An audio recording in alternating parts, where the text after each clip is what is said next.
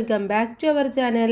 5ാം ക്ലാസ്സിലെ എല്ലാ കൂട്ടുകാർക്കും പുതിയൊരു വീഡിയോയിലേക്ക് സ്വാഗതം. 5ാം ക്ലാസ്സിൻ്റെ ഇന്ന് നടന്ന health and physical education, art education, work integrated എഡ്യൂക്കേഷൻ്റെ ക്വസ്റ്റ്യൻ പേപ്പറും ആൻസേഴ്സുമാണ് നമ്മൾ നോക്കാൻ വേണ്ടി പോകുന്നത്. അപ്പോൾ എന്തൊക്കെയാണ് ചോദ്യങ്ങൾ വന്നിട്ടുണ്ടായിരുന്നതും കൂട്ടുകാരെ എഴുതിയ ആൻസേഴ്സൊക്കെ കറക്റ്റ് ആണോ എന്നുള്ളത് നമുക്ക് നോക്കാം. ഓക്കെ, ഒന്നാമത്തത് ഹെൽത്ത് ആൻഡ് ഫിസിക്കൽ എഡ്യൂക്കേഷൻ ആണ്. Answer the following questions. First one, movement on the basis of rules or instructions are called. എന്താണ് ഒരു ഇൻസ്ട്രക്ഷൻ്റെയോ റൂൾസിൻ്റെയോ ബേസ് ചെയ്തിട്ടുള്ള മൂവ്മെൻറ്റിന് നമ്മൾ പറയുന്ന പേരെന്താണ്? ബേസിക് മൂവ്മെൻറ്റ്, അതുപോലെ തന്നെ structured movement, reflex action, rhythmic movement. ഇതിലേതാണ് ശരിയായിട്ടുള്ളതെന്നാണ് നമ്മൾ കണ്ടുപിടിക്കേണ്ടത് അല്ലേ. ഇതിൽ ഏതൊക്കെയാണ് ഒരു ഇൻസ്ട്രക്ഷൻ്റെയോ അതുപോലെ തന്നെ ഒരു റൂൾസിനെയോ ബേസ് ചെയ്തിട്ടുള്ളത്? ഇതിൽ ആകെ ഒന്ന് മാത്രമേ ഉള്ളൂ. ഏതാണ്? സ്ട്രക്ചേർഡ് മൂവ്മെൻറ്റ് മാത്രമാണ്. ഓക്കെ, സ്ട്രക്ചേർഡ് മൂവ്മെൻറ്റ് മാത്രമാണുള്ളത്. അതുകൊണ്ട് ഓപ്ഷൻ സി ആണ് ഇവിടെ ശരിയായിട്ടുള്ള ഉത്തരം. ഓപ്ഷൻ സിയിൽ പറയുന്നത് ഏതാണ്? ബി ഈസ് കറക്റ്റ് എന്നുള്ളതാണ് അല്ലേ. ഇനി രണ്ടാമത്തേത്, read the statement related to yoga and choose the correct answer. ഇവിടെ യോഗയുമായിട്ട് റിലേറ്റ് ചെയ്തിട്ടുള്ള കാര്യങ്ങളാണ് പറഞ്ഞിട്ടുള്ളത്. ഇതിൽ നിന്നും ശരിയായ ഉത്തരമാണ് നമ്മൾ കണ്ടുപിടിക്കേണ്ടത്. Statement number 1, yoga helps to attain good body posture. Good body പോസ്ചറിന് ഹെൽപ്പ് ചെയ്യുന്ന അല്ലെങ്കിൽ അതിലേക്ക് അത് കൈവരിക്ക് അറ്റൈൻ ചെയ്യാൻ വേണ്ടി പറ്റുന്നതാണ് യോഗ എന്ന് പറയുന്നത്. Statement 2, decreases attention and concentration and increases the mental stress. ശ്രദ്ധയും ഏകാഗ്രതയും കുറയുകയും മാനസിക സമ്മർദ്ദം വർദ്ധിക്കുകയും ചെയ്യുന്നു എന്നുള്ളതാണ്. ഇവിടെ എന്താണ്? ഒന്നാമത്തതാണ് ശരിയായിട്ടുള്ളത് അല്ലേ. ശ്രദ്ധ ഒന്നും നമുക്ക് കുറയില്ല, അതുപോലെ തന്നെ അറ്റൻഷനും കോൺസെൻട്രേഷനും ഒക്കെ ഇൻക്രീസ് ചെയ്യുകയാണ് ചെയ്യല്ല, അത് ഡിക്രീസ് ചെയ്യല്ല. അതുകൊണ്ട് ഇത് മാത്രമാണ് ശരിയായിട്ടുള്ളത്, ഇത് തെറ്റാണ്. അപ്പോൾ ഇവിടെ ഓപ്ഷൻസ് നോക്കൂ. ഓപ്ഷൻസിൽ statement 1 is correct and 2 is incorrect എന്ന് പറയുന്ന ഓപ്ഷൻ ബി ആണ് ശരിയായിട്ടുള്ളത്. ഇനി നമുക്ക് മൂന്നാമത്തെ ചോദ്യം നോക്കാം. മൂന്നാമത്തേത് ഡിഫറെൻറ്റ് ടെറൈൻസ് കൊടുത്തിട്ടുണ്ട്. അവിടെ സ്യൂട്ടബിൾ ഗെയിംസ് ആണ് നമ്മൾ എഴുതി കൊടുക്കേണ്ടത്. ഓക്കെ, ഇവിടെ ഒന്നാമത്തേത് ലേക്ക് പറയുന്നുണ്ട്. ലേക്കിൽ എന്താണ്? ബോട്ട് റേസും അതുപോലെ തന്നെ കനോയിങ്ങുമാണ് പറയുന്നത്. ഇനി അടുത്തത് ഹില്ലി ഏരിയ ആണ് അല്ലേ. ഹില്ലി ഏരിയയിൽ എന്തൊക്കെയാണ്? ഒന്നെന്ന് പറയുന്നത് നമുക്കറിയാം ട്രെക്കിങ് അല്ലേ. ട്രെക്കിങ് നമുക്ക് നടത്താൻ വേണ്ടി പറ്റും. അതുപോലെ തന്നെ റോക്ക് ക്ലൈമ്പിങ്ങും നടത്താൻ വേണ്ടി പറ്റും. Rock climbing. അടുത്ത ചോദ്യം പ്ലെയിൻസ് ആണ്. പ്ലെയിൻസിൽ എന്തൊക്കെയാണ്? നമുക്ക് എന്തൊക്കെ ഒരുപാട് കാര്യങ്ങൾ പ്ലെയിൻസിൽ നടത്താം അല്ലേ. ഫുട്ബോൾ, ക്രിക്കറ്റ്, ഇതൊക്കെ നമുക്ക് പ്ലെയിൻസിൽ നടത്താൻ വേണ്ടി പറ്റുന്ന കളികളാണ്. ഇനി what are the most common injuries that ഒക്കെ ഡ്യൂറിങ് സ്പോർട്സ് ആൻഡ് ഗെയിംസ്. സ്പോർട്സും ഗെയിംസൊക്കെ നടത്തി കഴിഞ്ഞാൽ നമുക്ക് ഉണ്ടാകുന്ന കോമൺ ഇഞ്ചുറീസ് എന്തൊക്കെയാണ്? ഒന്നെന്ന് പറയുന്നത് ഏതാണ്? ഫ്രാക്ചർ അല്ലേ. ഫ്രാക്ചർ നമ്മൾ ഇന്നലെ പറഞ്ഞിട്ടുണ്ടായിരുന്നു. അതുപോലെ തന്നെ ഡിസ്ലൊക്കേഷൻ, സ്പ്രെയിൻ, ഇതൊക്കെയാണ് ഉണ്ടാവുന്ന ഇഞ്ചുറീസ് എന്ന് പറയുന്നത്. ഇനി question number 5 to 7 sub questions ഉണ്ട് എ ബി എന്ന് പറഞ്ഞിട്ട്. എ ചോദ്യം എന്ന് പറയുന്നത് what are the basic movement you have come across while playing striking and queuing game. നമ്മൾ സ്ട്രൈക്കിംഗ് ആൻഡ് ക്യൂയിൻ ഗെയിം കളിക്കുമ്പോൾ അതിൽ കിട്ടുന്ന ചലനങ്ങൾ ഏതൊക്കെയാണെന്നാണ് ചോദിച്ചിട്ടുള്ളത്. അപ്പോൾ നമുക്ക് അതിൽ നിന്ന് കിട്ടുന്നത് ഏതൊക്കെയാണ്? ജമ്പിങ്, അതുപോലെ തന്നെ ടേണിങ്, ഇതൊക്കെ കിട്ടുന്നതാണ്. ഇനി അടുത്ത ചോദ്യം നോക്കാം. അടുത്തത് right examples for structured movement. Structured മൂവ്മെൻറ്റിന് എക്സാമ്പിൾ എഴുതാനാണ് പറഞ്ഞിട്ടുള്ളത്. നമ്മൾ പറഞ്ഞു അല്ലേ ഇന്നലെ മാർച്ച് പാസ്റ്റ്, അതുപോലെ തന്നെ റണ്ണിങ് റേസ്, ഇതൊക്കെ സ്ട്രക്ചേർഡ് മൂവ്മെൻ്റ് ആണ്. ഓക്കെ, റണ്ണിങ് റേസ് ഒക്കെ സ്ട്രക്ചേർഡ് മൂവ്മെൻ്റ് ആണ്. അടുത്ത question, what are the benefits of getting awareness on first aid.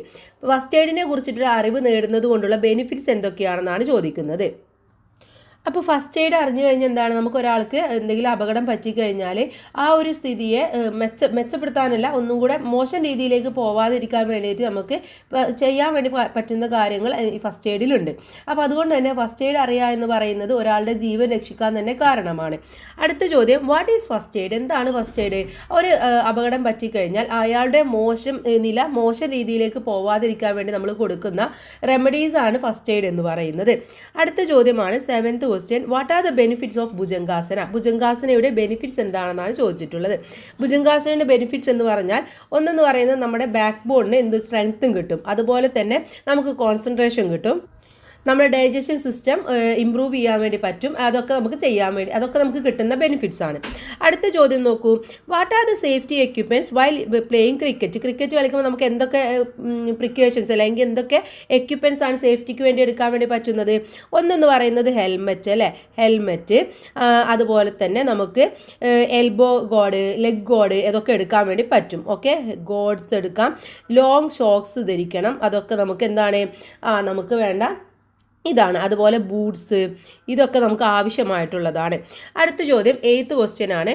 What are the skills required by the child while playing ആടും പുലിയും? ആടും പുലിയും കളിച്ചു കഴിഞ്ഞാൽ നമുക്ക് എന്തൊക്കെയാണ് അതിൽ നിന്ന് കിട്ടുന്ന സ്കിൽസ് എന്നാണ് ചോദിക്കുന്നത്. നമുക്ക് എന്ത് കിട്ടും? ഒരു ടീം വർക്ക് എങ്ങനെയാണ് ബിൽഡ് ചെയ്യുക എന്നുള്ളത് നമുക്ക് കിട്ടും. അതുപോലെ തന്നെ കോൺസെൻട്രേഷൻ ഉണ്ടാക്കി എടുക്കാൻ വേണ്ടി പറ്റും. കോൺസെൻട്രേഷൻ, അതുപോലെ സോഷ്യൽ സ്കില്ല്, ഇതൊക്കെ നമുക്ക് ഇതിൽ നിന്നും കിട്ടുന്നതാണ്. അടുത്തത് ആർട്ട് എഡ്യൂക്കേഷൻ്റെ ക്വസ്റ്റ്യൻസ് ആണ് നോക്കുന്നത്. Answer the following questions. Pictures along with the stories and poems can be help in reading is called. പുസ്തകങ്ങളിൽ കഥയുടെയും കവിതയുടെയും കൂടെ ചിത്രങ്ങൾ കാണാറുണ്ടല്ലോ. വായനയെ ഏറെ രസകരമാക്കുന്ന ഇത്തരം ചിത്രങ്ങൾ അറിയപ്പെടുന്നത് എന്താണെന്നാണ് ചോദിച്ചിട്ടുള്ളത്. അതിന് പറയുന്ന പേരാണ് നമ്മളവിടെ എഴുതി കൊടുക്കേണ്ടത് കേട്ടോ. ഇവിടെ തന്നിട്ടുള്ള എന്താണ്? ഇലസ്ട്രേഷന്, കാരിക്കേച്ചർ, അതുപോലെ തന്നെ കാർട്ടൂണ്, കൊളാഷ്. ഇനി ഇതിലെ ഓപ്ഷൻസ് നമ്മൾ നോക്കണം. ഓപ്ഷൻസ് വേണം നമ്മൾ എന്ത് ചെയ്യാൻ? ആ കറക്റ്റ് ആയിട്ടുള്ള ആൻസർ കൊടുക്കാൻ അല്ലേ. അപ്പോൾ എന്താണ് അതിന് പറയുന്ന പേര്? ഇലസ്ട്രേഷൻ എന്നാണ് നമ്മൾ പറയാറ് അല്ലേ. ഇലസ്ട്രേഷൻ എന്നാണ് പറയാറ്. അപ്പോൾ അതിൽ ഓപ്ഷൻ എ ഈസ് കറക്റ്റ് എന്നുള്ളതാണ് ശരിയായിട്ടുള്ള ഉത്തരം. ഇനി അടുത്ത ചോദ്യം നോക്കൂ. അടുത്തത് 2ാമത്തെ ചോദ്യമാണ് പറയുന്നത്. എന്താ അവിടെ പറയുന്നത്? Musical instrument used in A Carnatic concert R given below and find out and answer they names from the box. ഇവിടെ എന്താണ്? കർണാട്ടിക് സംഗീതത്തിൽ ഉപയോഗിക്കുന്ന കുറച്ച് മ്യൂസിക്കൽ ഇൻസ്ട്രുമെന്റിന്റെ ഫോട്ടോ കൊടുത്തിട്ടുണ്ട്. ഇത് ഏതൊക്കെയാണെന്നുള്ളത് കണ്ടെത്തി എഴുതാനാണ് പറഞ്ഞിട്ടുള്ളത്. ഓക്കെ, ABCD പറയുന്നുണ്ട്. ഇവിടെ എന്തൊക്കെ തന്നിട്ടുള്ളത്? കഥം, തമ്പുരു, വയലിൻ ആൻഡ് മൃദംഗം. ഓക്കെ, അപ്പോൾ ഇത് ഏതൊക്കെയാണെന്നുള്ളത് നമുക്കൊന്ന് തിരഞ്ഞ് എഴുതാം. അപ്പോൾ ഇവിടെ നോക്കൂ, എ എന്ന് പറയുന്നത് ഏതാണ്? എ എന്ന് പറയുന്നത് വയലിനാണ് അല്ലേ. എ എന്ന് പറയുന്നത് വയലിനാണ്. അതുപോലെ ബി എന്ന് പറയുന്നത് മൃദംഗമാണ്. ബി എന്ന് പറയുന്നത് മൃദംഗമാണ്. സി എന്ന് പറയുന്നത് ഏതാണ്? സി എന്ന് പറയുന്നത് കഥമാണ്. ഓക്കെ, സി എന്ന് പറയുന്നത്. ഡി എന്ന് പറയുന്നത് തമ്പുരുവാണ്. അപ്പോൾ അവിടെ നോക്കൂ, എ എന്ന് പറയുന്നതിൻ്റെ ഉത്തരം ഏതാണ്? 3 ആണ് അല്ലേ. ഇവിടെ A 3 വരുന്ന ആകെ ഒരേ ഓപ്ഷനേ ഉള്ളൂ. ഓപ്ഷൻ ബി ആണ് ശരിയായിട്ടുള്ള ഉത്തരം എന്ന് പറയുന്നത്. ഇനി അടുത്ത ചോദ്യത്തിലേക്ക് കടക്കാം. അടുത്തത് answer the questions from 3 to 6 ആണ്. 3 മുതൽ 6 വരെയുള്ള ചോദ്യങ്ങൾക്ക് ഉത്തരം എഴുതുക. We use to mudra convey our ideas well. നമ്മൾ ഐഡിയാസ് കൺവേ ചെയ്യാനാണ് ഈ മുദ്രാസ് ഒക്കെ ഉപയോഗിക്കാറുള്ളത്. Given below our pictures of mudras identify and write it from the box. Okay, അപ്പോൾ ഒന്നാമത്തേത് ഏതാണ്? ഒന്നാമത്തെ ചിത്രത്തിൽ കൊടുത്തിട്ടുള്ളത് സൂചിയാണ്. ഓക്കെ, ഇതെന്ന് പറയുന്നത് സൂചിയാണ്. രണ്ടാമത്തേത് മൃഗശീർഷമാണ്. ഓക്കെ, മൃഗശീർഷം എന്നുള്ളതാണ് ബി എന്ന് പറയുന്നത്. ഇനി അടുത്തത് identify the person from the hints given below. താഴെ കൊടുത്തുള്ള ഹിൻസ് വെച്ചുകൊണ്ട് ഇതാരാണെന്നുള്ളത് നമ്മൾ എഴുതി കൊടുക്കണം.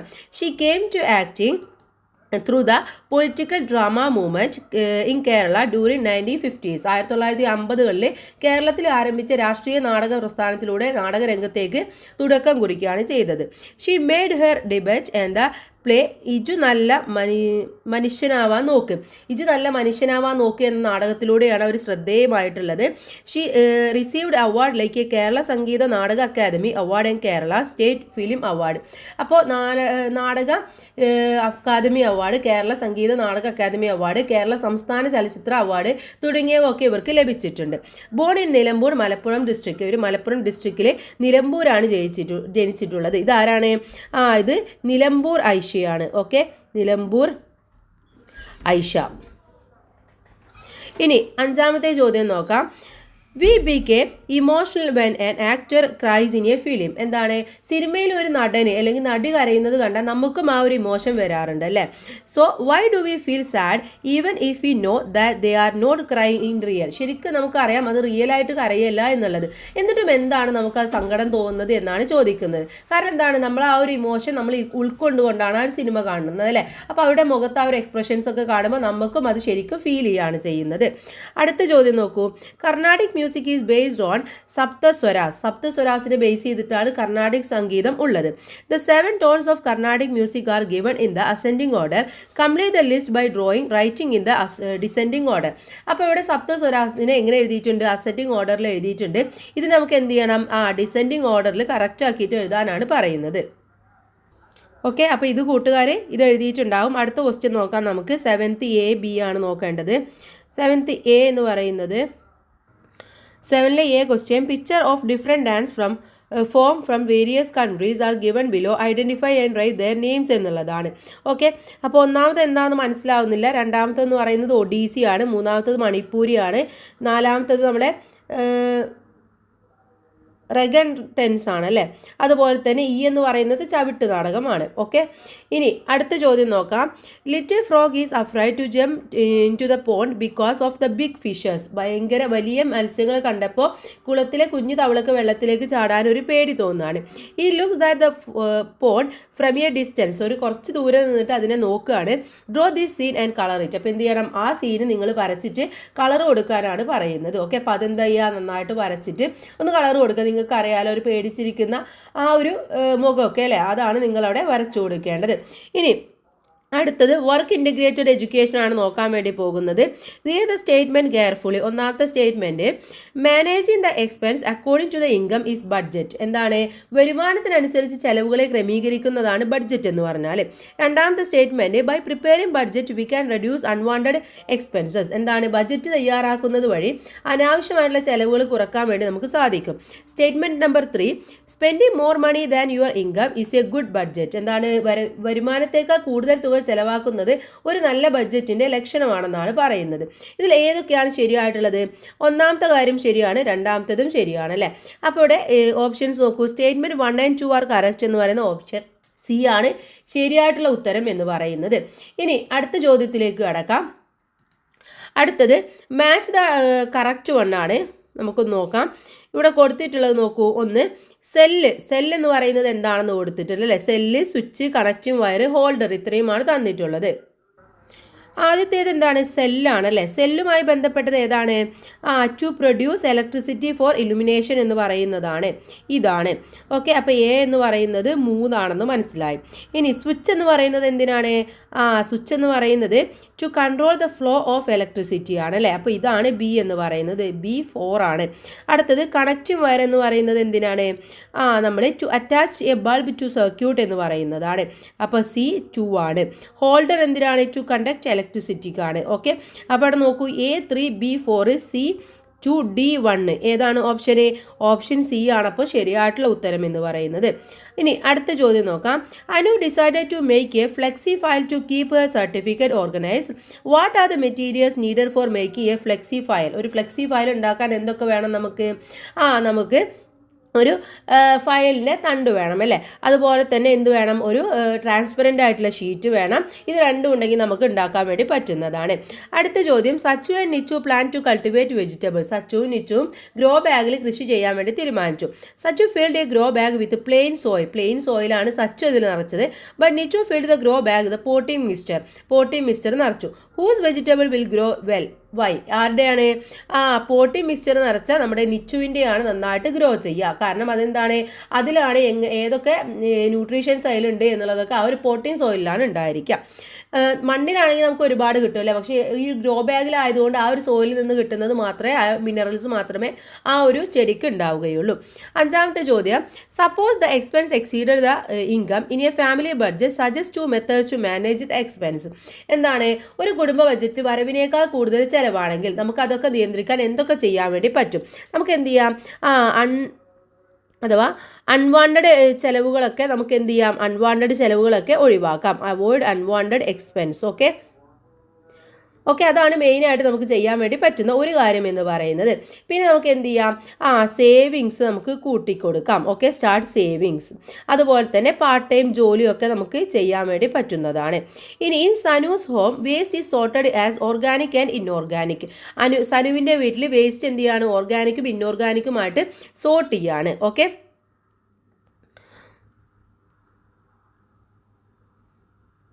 So okay, what is first question, what is the purpose of sorting waste? എന്തിനാണ് വേസ്റ്റ് ഒക്കെ നമ്മൾ സോർട്ട് ചെയ്യുന്നത്? നമുക്ക് എന്താണ്, ഇൻഓർഗാനിക് ആയിട്ടുള്ള വേസ്റ്റ്, ഓർഗാനിക് ആയിട്ടുള്ള വേസ്റ്റുകളൊക്കെ നമുക്ക് ബയോഗ്യാസിലൊക്കെ നിറച്ച് അങ്ങനെ നമുക്ക് വീണ്ടും അത് ഉപയോഗിക്കാം, അല്ലെങ്കിൽ അതിൽ നിന്ന് നമുക്ക് മാനുവറൊക്കെ ഉണ്ടാക്കാൻ വേണ്ടി പറ്റുന്നതാണ്. ഇൻഓർഗാനിക് ആയിട്ടുള്ള വേസ്റ്റുകൾ നമുക്ക് എന്ത് ചെയ്യാം, അതിൽ റീയൂസ് ചെയ്യാൻ പറ്റുന്നത് റീയൂസ് ചെയ്യാം, റീസൈക്കിൾ ചെയ്യാൻ വേണ്ടി പറ്റുന്നത് റീസൈക്കിൾ ഒക്കെ ചെയ്യാവുന്നതാണ്. Suggest a method for sorting and collecting waste materials. Sort നോട്ട് ചെയ്യുന്നതിനും കളക്ട് ചെയ്യുന്നതിനും ഒരു മെത്തേഡ് എഴുതാനാണ് പറഞ്ഞിട്ടുള്ളത്. ഇനി അടുത്തത് right any 7A or 7B ആണ്. Your school decided to exhibit electric circuit in connection with പെഡമോൾസ്. എന്താണ് പെഡമോൾസ് വെച്ചുകൊണ്ട് സ്കൂളിൽ എന്ത് ചെയ്യാണ്, ഒരു സർക്യൂട്ട് ഉണ്ടാക്കാൻ വേണ്ടി തുടങ്ങുകയാണ്. ഓക്കെ, ദെൻ ഇതിൽ ആദ്യത്തെ ചോദ്യം എന്താണെന്ന് നോക്കാം. ചോദ്യം, what are the materials needed for making A electric circuit. Electric circuit ഉണ്ടാക്കാൻ നമുക്ക് എന്തൊക്കെ വേണം?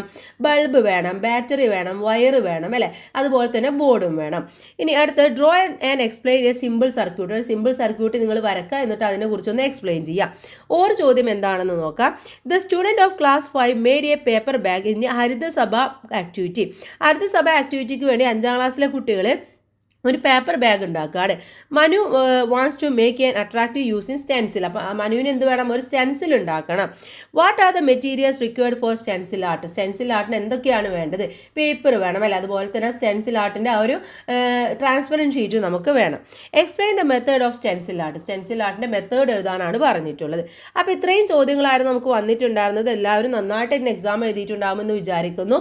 ഓക്കെ, അപ്പോൾ എല്ലാവർക്കും നല്ല മാർക്ക് തന്നെ സ്കോർ ചെയ്യാനും കഴിഞ്ഞിട്ടുണ്ടായിരിക്കും. അപ്പോൾ നമ്മുടെ HS അറ്റാച്ച്ഡായിട്ടുള്ള സ്കൂളുകൾക്ക് ഇന്നത്തോട് കൂടിയിട്ട് പരീക്ഷ കഴിയാണ്. എല്ലാവരും നന്നായിട്ട് പാസ്സാവട്ടെ. 7ാം ക്ലാസ്സിലെ 6ാം ക്ലാസ്സിലെ ചാപ്റ്റേഴ്സുമായിട്ട് നമുക്ക് നിങ്ങളുടെ എക്സാമൊക്കെ കഴിഞ്ഞ് റിസൾട്ടൊക്കെ വന്നതിന് ശേഷം കാണാം. അപ്പോൾ എല്ലാവർക്കും ഒരു നല്ല വെക്കേഷൻ ആശംസിക്കുകയാണ്. എല്ലാവരും നന്നായിട്ട് കളിക്കുക, നന്നായിട്ട് റിലാക്സ് ആവുക. ഏതെങ്കിലും വിഷയങ്ങളൊക്കെ നിങ്ങൾക്ക് അറിയാത്തതുണ്ടെങ്കിൽ ജസ്റ്റ് കമൻറ്റ് ചെയ്യുക. നമ്മളതിൻ്റെ ക്ലാസ്സുകളൊക്കെ അപ്ലോഡ് ചെയ്യാൻ വേണ്ടി ശ്രമിക്കാം. അപ്പോൾ എല്ലാവരും നന്നായിട്ട് കളിക്കുക, നന്നായിട്ട് വിശ്രമിക്കുക. All the best. താങ്ക്